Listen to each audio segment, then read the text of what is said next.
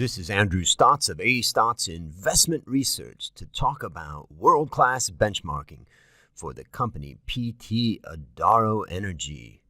And let's take a look at this company.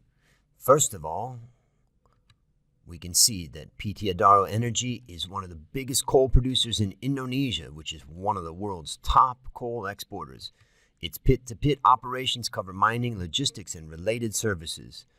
Eyeing Indonesia's growing energy needs, ADRO, as it's called, has also entered the country's power generation market with 3 coal-fired power plants. So let's look at the share price and what's going on there. First of all, the ticker code is ADRO. Market capitalization is about $4 billion and it's got $5 million of average daily volume, so a reasonable size. Beta is about 1.6 and it's in the energy sector. Let's look at what's going on at the company. Again, ADRO engages in coal mining and trading with mining assets, mining services, and related mining services such as logistics and power. Together, they provide pit-to-port mining operations and power generation services. The company produces about 50 to 60 megatons of coal annually. About 80% of ADRO's coal is exported, which leaves only about 20% for the domestic market as Indonesia's infrastructure for coal-fired power plants is still developing. Now, in addition to its pit-to-port operations, ADRO is in the power generation business, holding 65% stake in Tanjung Power in Indonesia, 34% stake in BPI, also in Indonesia, and 100% stake in Makmur or MSW.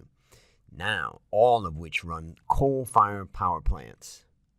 Now, TPI will use around 1 megaton of coal annually when in operation, mostly to be supplied by ADRO. BPI is to start commercial operations at the end of 2016, and they've received a 25-year power purchase agreement from the authority, the state-owned electricity distributor. And if we continue on and look at the revenue breakdown as of 2015, what we can see is coal mining and trading, 95%, mining services, 5%, and the sales breakdown shows that 22% is going to Indonesia, 16% China, 13% India, and Japan, 10%. So now let's look at the company's world-class benchmarking score. First of all, we can see that this man, Mr. Edwin, and I am going to botch his name, Suryat Jaya, and he's been there since the founding in 2008 to the present.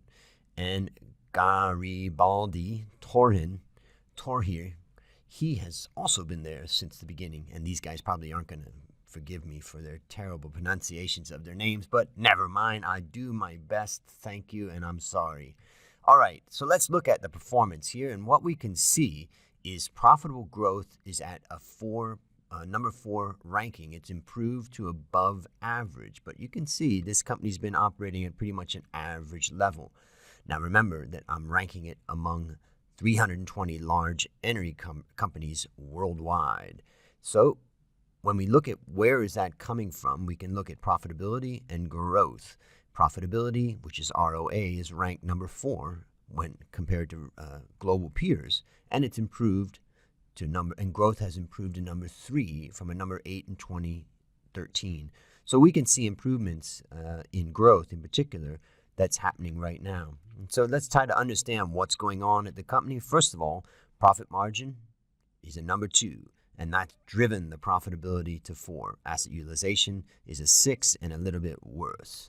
Now, when we look at sales, we can see sales growth ranking is a 5, so it's average, but it's margin change of a number 3. That's the main driver of ADRO's improvement in growth.